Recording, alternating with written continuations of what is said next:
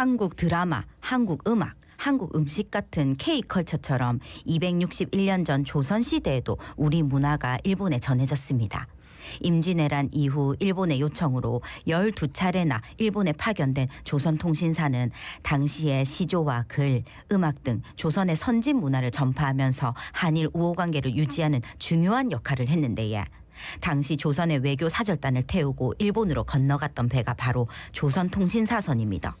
오랜 세월 역사 속에 묻혀있던 이 조선통신사선이 최근 261년 만에 복원돼서 다시 한번 일본으로 가는 백길에 올랐는데 그 여정 들어볼까요? 네, 조선통신사선을 직접 타고 항해를 이끈 국립해양유산연구소 홍순재 학예연구사 전화로 만나보겠습니다. 안녕하십니까?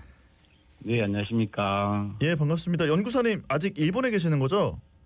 네, 오늘은 구례시 그 시모카와리라는 곳에 예. 정박해 있습니다. 아마 오늘 아침에 네. 카메인새끼로 고출항할 예정이 있습니다. 아, 그렇군요. 예, 아이고 먼 곳에서 인터뷰를 해주셔서 감사합니다.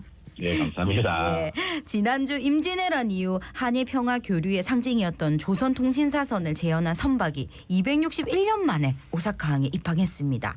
열렬한 환대가 있었다고 들었는데 그 현장 저희도 머릿속에 그려볼 수 있게 말씀해 주시겠습니까? 네, 오사카에 입항하기 전에 기분이 정말 이상했습니다. 예. 배를 만들 때부터 막연한 꿈처럼 느꼈던 네. 오사카 입항이 눈앞에 현실로 다가오다 보니 말로 설명할 수 없는 기분이 들었습니다. 5월 11일 오사카 직전 입항지인 타치노시 무로츠항을 출발해서 네.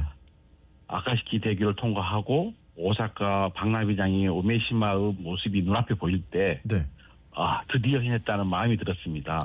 오사카항에 입항할 때 네. 오사카 시민들이 들고 있는 플래카드에 환영합니다. 오사카 조선통신사선이라는 글을 들고 서 계시는 분들과 함께 또 조선통신사선을 누구보다 기다렸던 분들과 함께 뜨거운 악수를 했습니다. 또 5월 13일 한국의 날에 맞추어 개최된 입항 환영식은 네. 정말 많은 분이 와주셔서 저희들을 환영해 주셨습니다. 조선통신사선도 즐거워했던 것 같습니다. 네.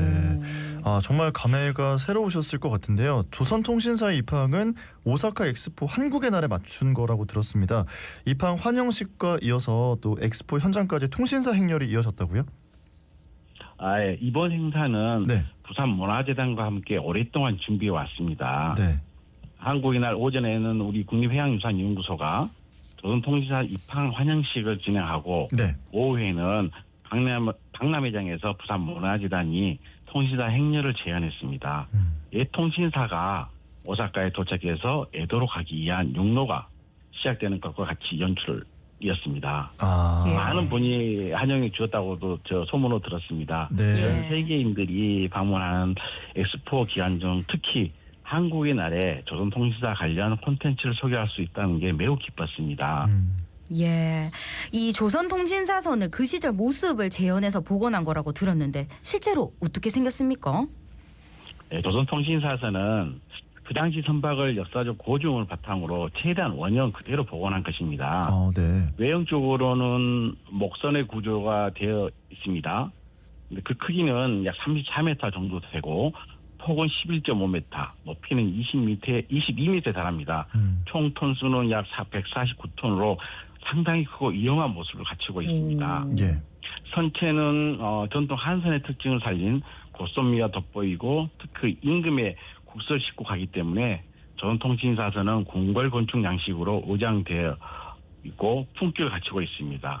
또한 배 앞머리에는 네. 청룡이 그림이 그려져 있어 네. 무사항해와 조선 이음을 상징적으로 표현하고 있습니다. 아마 전 세계적으로 유래됐고 정교하고 아름다운 멋이 느껴지는 우리나라 한선이라고 할 수 있습니다. 네, 그렇군요. 그 시절의 모습을 최대한 복원해서 만들었다 이런 말씀이신 것 같은데 이 조선통신사선의 모습도 모습이지만 과거에 이용했던 그 뱃길을 따라서 이동했다고 들었습니다. 그게 200년 전부터 선조들이 만들어 놓은 항로인 거죠?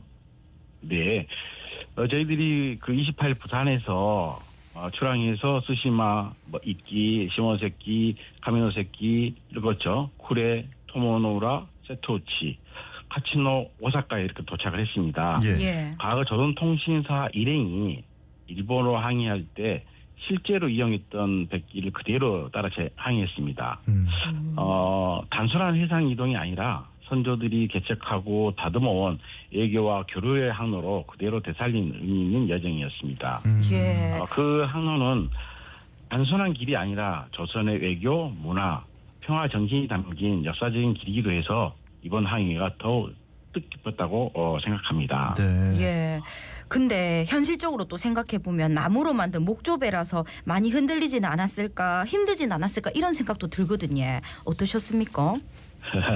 예, 조선통신사서는 네. 예. 배미시 평저형 구조로 이루어져 있습니다. 그래서 즉 바람과 측면에서 불어온 파도와 너울에는 매우 취약합니다. 아. 그래서 바람이 측면에서 불어오면 꼭 우리 그 물 동화지에 바가지를 띄워놓고 있는 둥둥 떠 있는 느낌입니다. 아.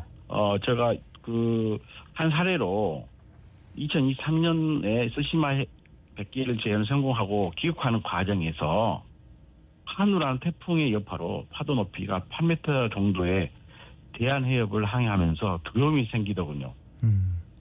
그때 살려만 주라고 하느님, 아이고. 부처님 한 번씩 빌었던 생각이 납니다. 아, 그러게요. 이게 지금 나무로 만든 목조배여서 바람도 그렇고 측면 파도에도 굉장히 취약하지만 어쨌든 오사카항에 정말 안전하게 잘 입항을 하셨다는 말씀입니다. 이제 홍순재 학예연구사님과 이야기를 나눠보고 있는데 조선 통신사선을 연구하고 복원하고 뱃기를 재현하는데 가장 큰 공을 세운 1등 공신이라고 들었거든요. 10년 가량 이 일에 매달리셨다고 들었는데 그 10년간의 과정 이야기를 좀 듣고 싶습니다. 조선통신사선과 백기를 재현하는 일에 매달린 지 벌써 10년이라는 세월이 지났습니다. 예. 처음엔 선박 구조나 항로에 대한 구체적인 기록이 많지 않아서 막막하게 했습니다. 네. 하지만 이 배가 단순한 배 한 척이 아니라 조선과 일본 사이의 평화와 교류 상징이라는 생각이 들어서 끝까지 놓을 수는 없었습니다. 예. 수많은 사료를 토대로 연구하고 전문가들과 논의하고 그에 따른 설계도를 28번이나 바꾸기도 했습니다. 오사카 항해를 위해서 또 연습만 2만 킬로를 넘게 항해를 했습니다. 분명 쉽지 않은 시간이었지만 조선통신사선이 눈앞에 식물로 다시 살아나고 그 길을 우리가 직접 항해할 수 있게 되었을 때 이루어 말할 수 없는 감동이었습니다. 과거와 현재가 맞닿는 그 순간 많은 분이 함께 하겠으면 하는 마음으로 지금도 이 일을 계속하고 있는 게 아닌가 싶습니다. 아이고, 아유, 진짜 정말 대단하십니다. 대단하십니다. 이렇게 책임감 가지고 끝까지 포기를 안 해주셔가지고 261년 만에 오사카 항에 이 조선통신사선이 입항할 수 있었던 것 같은데 예. 하시면서 제일 기억에 남는 일이 있다면 어떤 게 있습니까? 작년부터 이제 이 일을 준비하는 과정에서 알게 된 놀라운 사실이 있습니다. 뭔가요? 제가 조선통신사 10차 사행의 정사였던 홍계의 후손이라는 건데요. 아, 네. 도모노우라 후쿠겐지에는 네. 대조루라고 쓰인 편액이 걸려져 있습니다. 네. 대조루라는 이름은 1748년 통신사를 이끈 정사 홍계이가 짓고 그 아들 홍경애가 글씨 써준 것이 전해집니다. 네.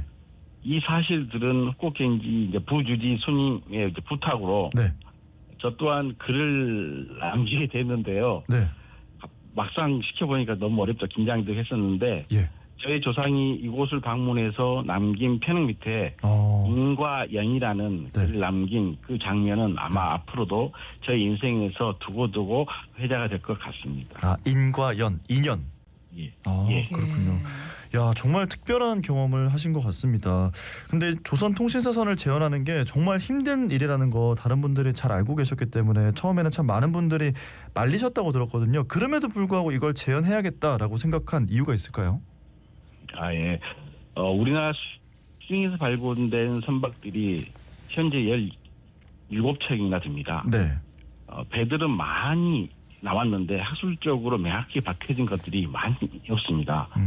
하다못해 거북선에 대한 구조도 말이 많거든요. 한선에 대한 연구를 제대로 해보겠다고 생각해서 처음 자료 조사들을 할 때 그때 보니까 조선통신사선에 대한 자료가 가장 많이 남겨 있었습니다.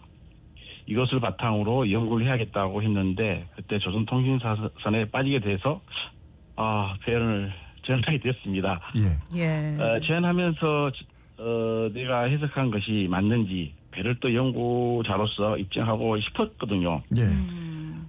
그런데 뭐 한선의 구조와 항해성, 복원성, 내구성 등을 부산에서 이제 오사카까지 백기제를 통해 모든 것들을 밝혀내게 되었죠. 연구자로서 가장 짜릿한 순간이 아니었었습니다. 예. 연구, 조사, 설계, 제작, 실제 운항 전 과정을 통해 밝혀냈다는 것은 저에게도 큰 영광이었습니다. 아, 그렇군요. 예. 자, 이제 남은 일정은 어떻게 되는지, 조선통신사선은 앞으로 좀 어떻게 활용되는지 한 1분 정도 시간이 남아 있거든요. 짧게 들어볼 수 있을까요? 지금 뭐 전통인사 100기를 실제로 따라가면서 네. 자연스럽게 그 당시와 지금의 모습을 어떻게 다루고 같은가 생각해 보게 되었습니다. 네. 제일 큰 차이는 역시 항해 환경이었어요. 예전에는 바람과 물살에 의지해서 가야 했던 길을 지금은 위성 항법 장치마다 통신 기술 덕분에 훨씬 안전하게 수월하게 갈 수 있었거든요. 네. 예. 그래서 그죠. 예. 자, 정말 대단한 일을 해내셨고, 그리고 이제 또 남은 일정도 잘 소화를 해주시고요. 저희도 여기 부산에서 응원을 하고 있겠습니다. 오늘 말씀은 시간 관계상 여기까지 듣고요. 보내드리겠습니다. 고맙습니다. 감사합니다. 예, 감사합니다. 네, 지금까지 국립해양유산연구소 홍순재 학예연구사와 이야기 나눠봤습니다. 자, 자갈치 아침의 1부 이렇게 정리하고요. 2부에서는 대통령 선거와 관련한 주요 이슈